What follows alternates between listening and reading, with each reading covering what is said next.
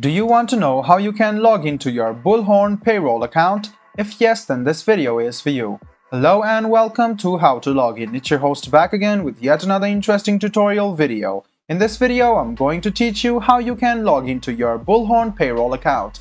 Go ahead and open any browser on your PC, go to the search bar and search for Bullhorn Payroll Login.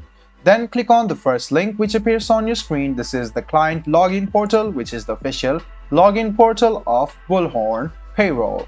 The first step is to write down your username or email address in this box over here. After you write down your username, go to the second box and write down your password. Make sure to check your password by clicking on this icon over here. After writing your username and your password, go ahead and click Login to Bullhorn. This way you can successfully log into your Bullhorn Payroll account. If in case you have forgotten your password and want to reset it, this is the link for you. So guys, this is how you log into your Bullhorn Payroll account. I hope this video was helpful for you. If you still have any kind of confusion, please do mention us on the comment section down below. Like the video, subscribe to the channel, and do hit the bell button for more. Hope to see you in the next video as well. Until then, goodbye, take care, and make sure you enjoy.